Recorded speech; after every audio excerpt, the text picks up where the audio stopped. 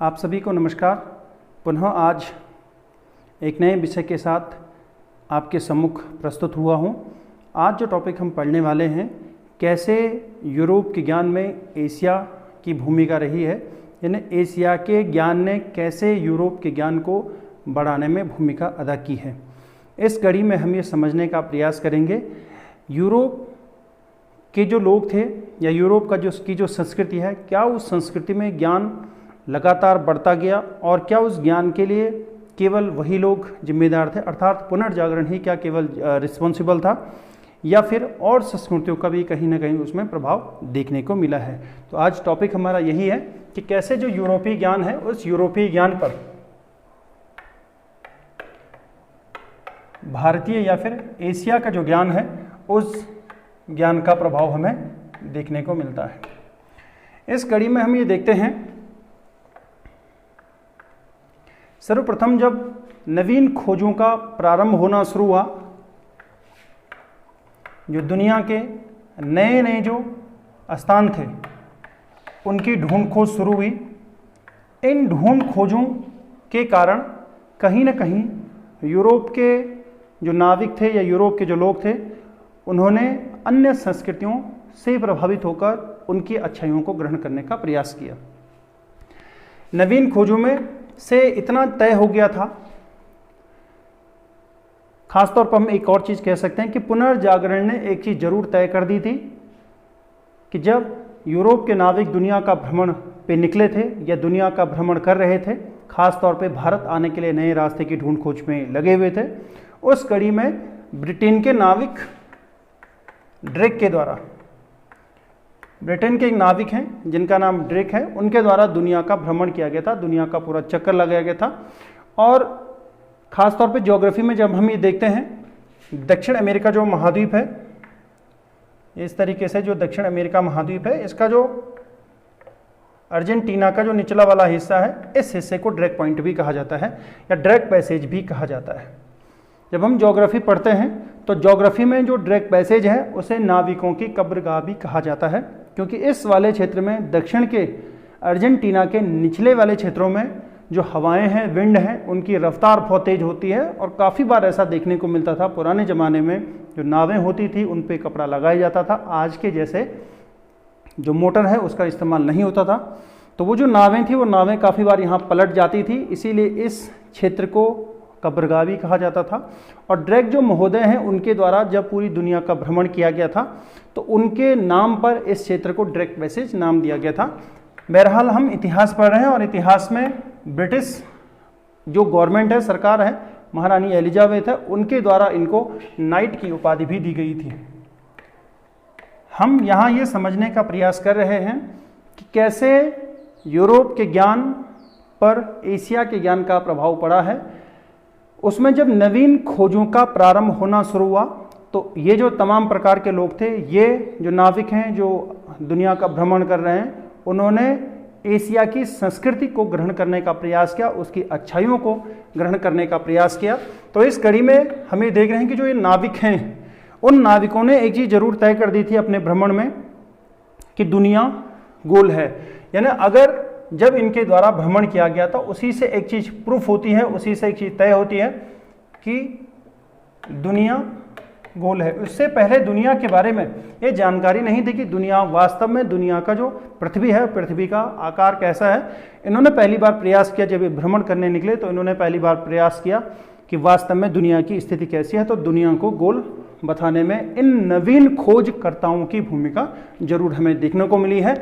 इनको नाइट की उपाधि मिली थी ड्रेक को, ड्रेक के नाम पे ड्रेक पैसेज भी है। जब ये दुनिया का भ्रमण करने के लिए निकले तो इन्होंने अलग अलग संस्कृति से प्रभावित होकर उनके ज्ञान को ग्रहण करने का प्रयास किया, जिसमें हमारा एशिया भी है।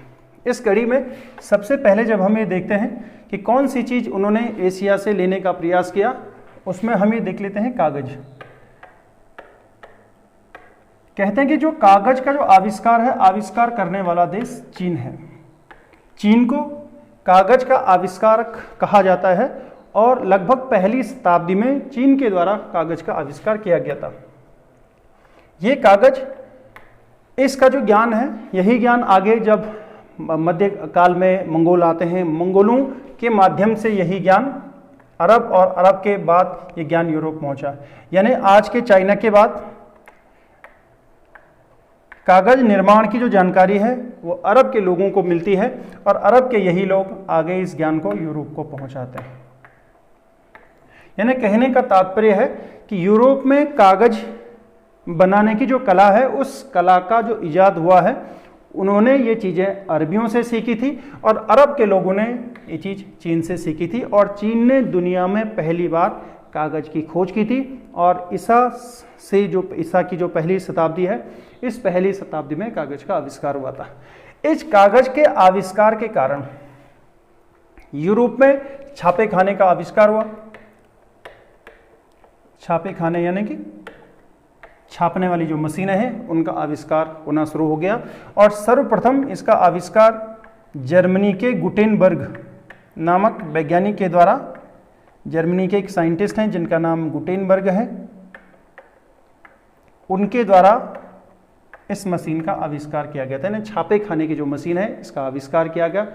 इस जो छापे खाने की मशीन है, छापने के लिए कागज का इस्तेमाल किया गया, और गुटेनबर्ग वो साइंटिस्ट हैं जिन्होंने सबसे पहली बार जो छापे खाने हैं उसका आविष्कार किया था।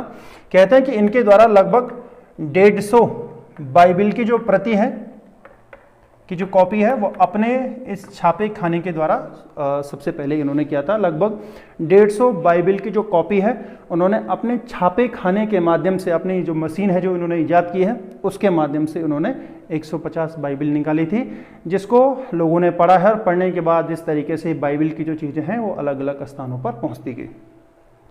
ये जो कागज जिसका ये प्रयोग करते थे, शुरुआती तौर पर जब भी कागज का प्रयोग करते थे तो कागज पेड़ की जो छाल है उसका इस्तेमाल करते थे, और धीरे धीरे इन्होंने एक जो घास है, एक घास को ढूंढ निकाला और उस घास से इन्होंने कागज बनाया। यानी हम ये कह रहे हैं कि कागज का आविष्कार करने वाला देश चीन, धीरे धीरे ये जो ज्ञान है वो एक दूसरे देश में पहुंचा। उस ज्ञान से छापे खाने की मशीन, छापे खाने की मशीन से लगातार छापने का जो काम है वो शुरू हुआ, और इस कड़ी में जो कागज का जो ज्ञान है यूरोप के लोगों ने प्राप्त किया था एशिया से, अर्थात हम बात करेंगे चीन से। दूसरा अगर बात करें बारूद,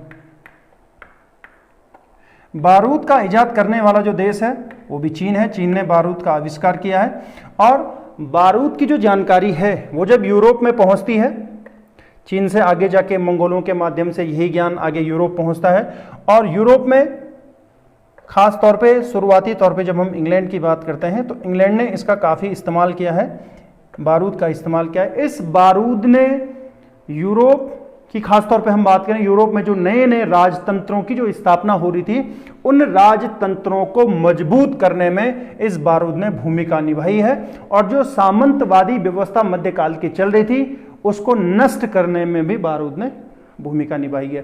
क्यों? जैसे ये नए नए राज्य उत्पन्न हो रहे थे, उनके शासक उत्पन्न हो रहे थे, इन शासकों ने बारूद का इस्तेमाल करके अपने खिलाफ लड़ने वाले जो सामंत हैं उनके खिलाफ बारूद का इस्तेमाल किया, उन्हें युद्ध में पराजित किया। इस तरीके से उन्होंने अपने राजतंत्र को मजबूत करने का प्रयास किया।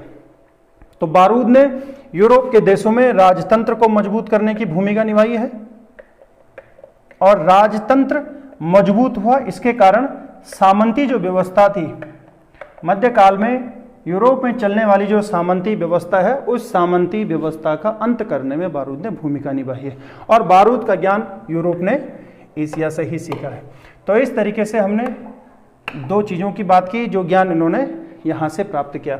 जब हम तीसरे बात करेंगे, जब दुनिया के खोज के लिए खास तौर पे यूरोप के लोग, जब हम बात करते हैं यूरोप के लोगों के द्वारा पुनर्जागरण के काल में नई नई खोजों को इन्होंने ईजाद किया है।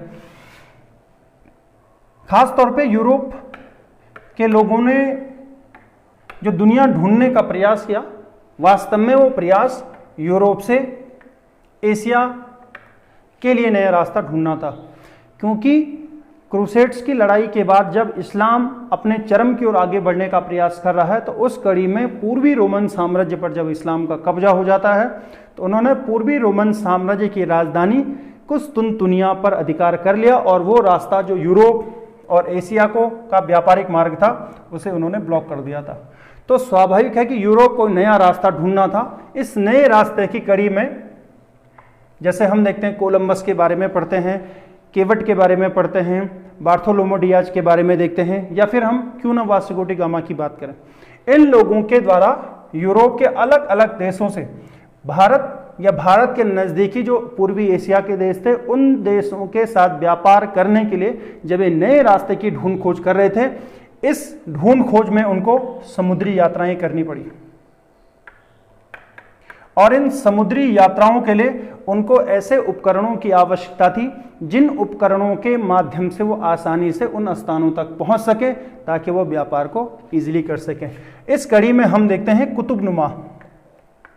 कुतुबनुमा नामक जो यंत्र है, इस यंत्र का आविष्कार हुआ जिसे आज हम कंपास कहते हैं, यानी जो कंपास है उसे हिंदी में कुतुबनुमा कहते हैं।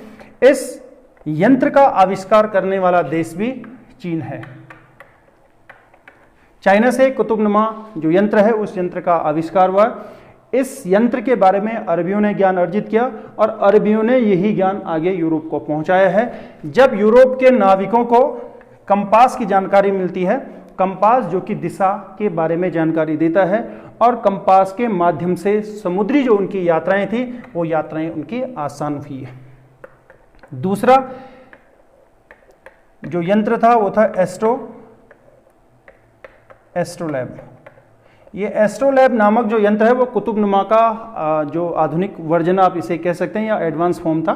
खास तौर पे इसका जो इस्तेमाल होता है वो अक्षांश जो रेखाएं हैं, अक्षांशों की स्टडी के लिए इसका इस्तेमाल होता था। यानी किसी क्षेत्र की भौगोलिक स्थिति की जानकारी हम अक्षांश और देशांतर के माध्यम से करते हैं, लैटिट्यूड और लॉन्गिट्यूड के माध्यम से करते हैं। तो उस समय जो एस्ट्रोलैब जो यंत्र बना था, उस यंत्र ने अक्षांशों की स्थिति को दिखाने का प्रयास किया और इन दोनों यंत्रों के माध्यम से यूरोप के जो नाविक थे, जो समुद्री यात्रा के माध्यम से भारत या उसके पड़ोसी देश के लिए नया रास्ता ढूंढने का प्रयास कर रहे थे, उनको इन यंत्रों से आसानी हुई अपने यात्रा में। और ये सारा जो ज्ञान है उन्होंने अरबियों से सीखा और अरबियों के पास ये ज्ञान चाइना से आया था, चीन से आया था। तो इस तरीके से हमने ये देखा कि ये जो यंत्र थे, इन यंत्रों का जो प्रयोग यूरोप के लोगों ने किया अपने बेनिफिट के लिए। और अगली अगर हम चीज इसमें बात करें, अंक प्रणाली।